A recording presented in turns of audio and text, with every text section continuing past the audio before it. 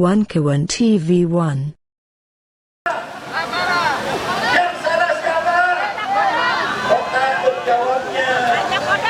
Takut ditangkap. Takut ditangkap. Kami takut ditangkap.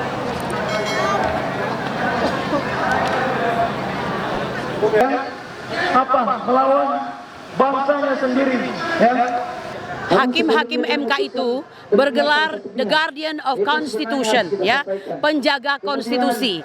Jika mereka menjaga konstitusi, maka mereka telah melaksanakan salah satu tugas daripada kehakiman, ya. Oleh karena itu tidak ada alasan untuk tidak memberikan kabar gembira serta harapan kebahagiaan kepada pencari keadilan. Itu jawabannya. Jadi mereka wajib menegakkan kebenaran dan keadilan. Tidak ada alasan untuk tidak menegakkan. Begitu. Salah satunya tiga dari Presiden, 3 dari DPR, 3 dari Mahkamah Agung.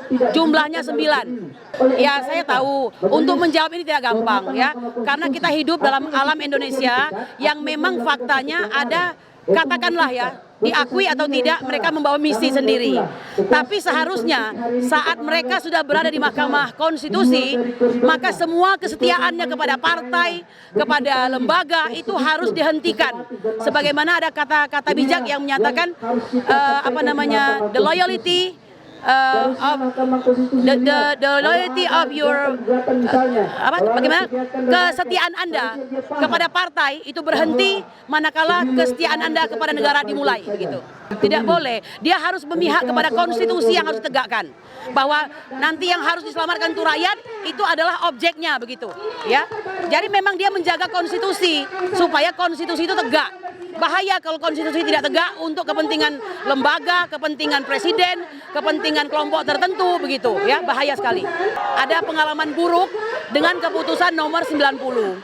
Faktanya pada saat itu Paman Usman yang menjadi ketua MK. Suka tidak suka dalam posisinya sebagai brother-in-law bagi Jokowi, ya, itu membuat dia bisa mempengaruhi kawan-kawannya yang lain untuk akhirnya menggolkan Gibran Rakabumi menjadi bisa lolos untuk menjadi calon wakil presiden, ya, seperti itu. Akan tetapi sekali lagi saya mengatakan tidak boleh terjadi seperti itu lagi. Makanya dia digantikan, yang sekarang ini adalah Bapak Dr. Suhartoyo SHMH sebagai ketua, merangkap anggota. Ya, kalau saya lihat bagus, ya, karena perlu Anda ketahui ada 2 keputusan yang bagus nih. Satu keputusan tentang tidak diperkenankannya pemilu serentak itu, ya, untuk PJ itu, pejabat sementara di kepala daerah, ya, itu sudah bagus sekali. Kemudian yang kedua tentang apa itu satu lagi? Coba dikasih peringatan. Bukan, tentang kebebasan berbicara itu, ya. Jadi tidak gampang-gampang seseorang itu dilaporkan, begitu. Ini suatu angin segar dari gugatan yang dilakukan Fathia dan Haris Anhar, ya, begitu. Bagus, insya Allah. Saya beroptimis, ya, untuk hal tersebut. Tinggal kita beri dukungan, begitu. Karena mereka berat sekali. Pak Mahfud MD mengatakan bahwa saya tahu tugas Anda berat. Ada yang akan datang untuk mengatakan untuk menolak keputusan ini, ada yang datang untuk meminta supaya dikabulkan. Maka kata Pak Mahfud, silahkan Anda dengarkan tamu yang datang berupa hati nurani, ya, hati nurani. Karena itulah tamu yang paling benar, yang pantas untuk diikuti, begitu.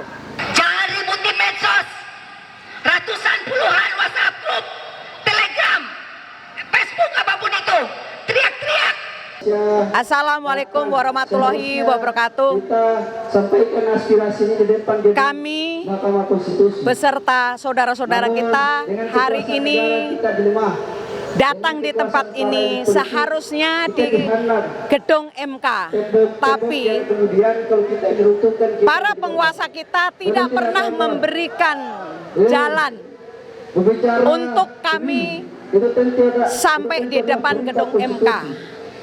Para penguasa kita sudah takut dan memberikan tembok. inilah semua sebenarnya, tapi bukan berarti setelah ada tembok ini itu adalah mengurangi semangat kita. Justru semakin ada tembok-tembok ini adalah kami semangat untuk hadir, dan di bulan puasa ini juga tidak juga menghalangi dalam perjuangan. Kenapa? Karena rakyat ingin keadilan dan dikembalikan demokrasi yang hakiki. Karena penguasa kita yaitu Presiden Republik Indonesia Joko Widodo yang sudah melanggar Undang-Undang 1945 dan ikut cawe-cawe dalam pilpres, dalam kampanye dan semua. Ini harusnya seorang pemimpin tidak boleh cawe-cawe. Itu persoalan pertama. Persoalan yang kedua, anaknya yang belum cukup 40 tahun dan hari ini dan diberikan dia bisa menjadi cawapres 02. Ini sebenarnya semua sudah dilanggar, tapi pada kenyataannya pamannya lah yang memberikan dan yang memutuskan keponakannya melenggang menjadi cawapres 02 yang hari ini diputuskan oleh KPU bahwa mendapatkan nilai yang terbesar karena kalkulatornya sudah dimanipulasi oleh KPU. Ini sebenarnya semua sudah melanggar. Harusnya tidak boleh lagi itu diteruskan. Harusnya itu menjadi diskualifikasi dan tidak boleh mengikuti. Kenapa?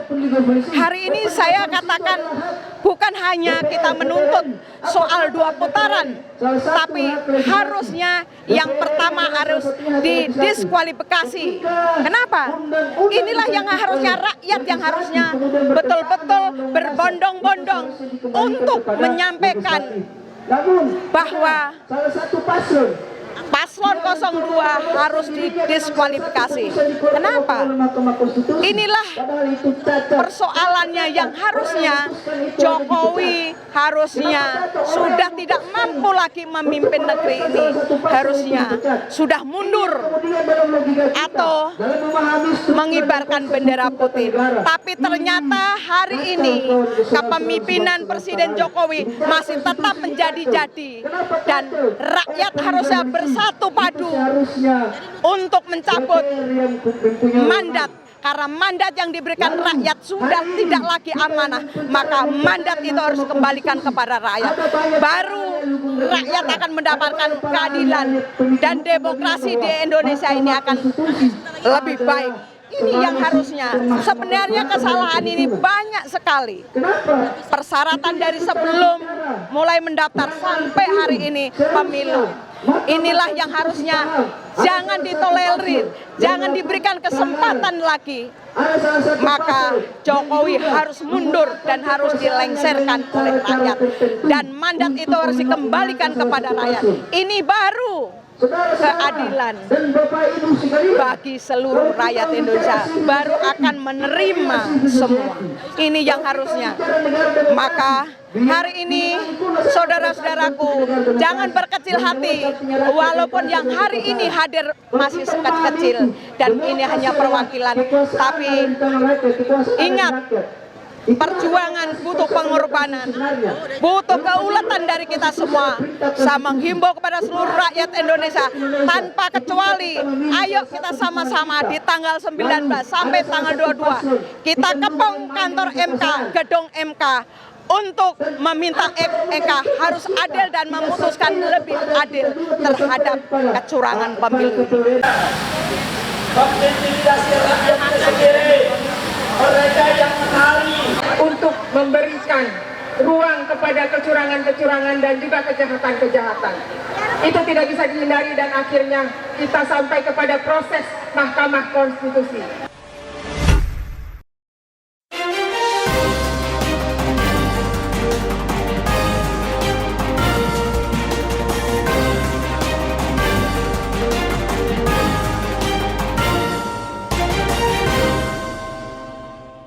One Kawan TV 1